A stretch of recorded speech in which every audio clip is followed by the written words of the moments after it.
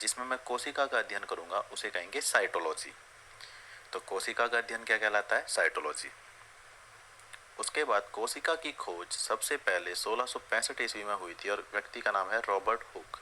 तो Robert Hooke ने कोशिका की खोज की 1665 ईस्वी में। रॉबर्ट हुक ने लकड़ी के टुकड़े के अंदर एक लकड़ी का टुकड़ा लिया और माइक्रोस्कोप से इसको देखा। तो जब इसने माइक्रोस्कोप से इसको देखा था तो इस तरह की गोल गोल स्ट्रक्चर से दिखाई दी और इसका नाम इसने रखा सेल। सेल ग्रीक भाषा का वर्ड है और इसका मतलब होता है बड़ा कमरा। तो कमरे जैसी खाली स्ट्रक्चर दिखाई दी, रॉबर्ट हुक ने वर्ड नाम दे दिया सेल। हिंदी में से कहते हैं कोशिका। लेकिन रॉबर्ट हुक ने जो कोशिका देखी थी वो लकड़ी के टुकड़े के अंदर देखी तो ये निर्जीव कोशिका थी।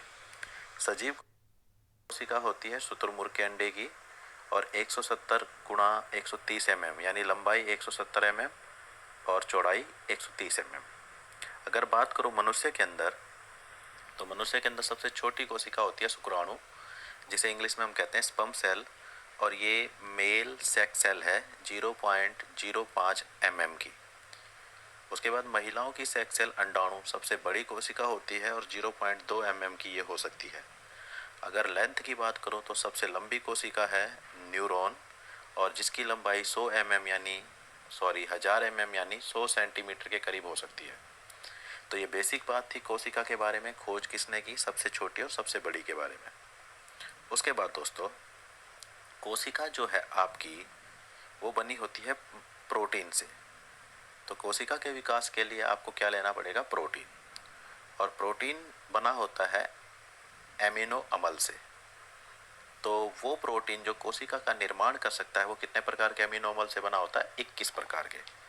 दोस्तों बुकों में ये 20 प्रकार के लिखे हुए हैं लेकिन ये टोटल 21 होते हैं। एक की खोज रिसेंटली हुई है।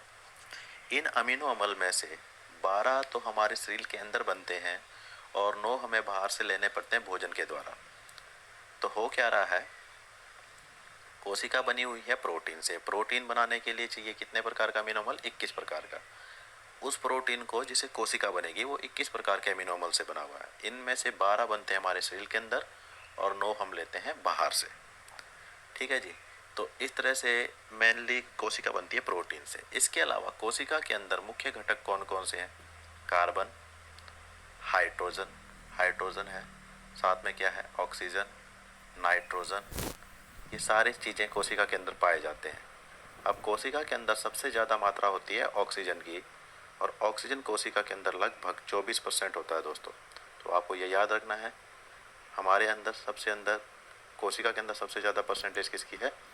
ऑक्सीजन की। कितने परसेंट? 24%।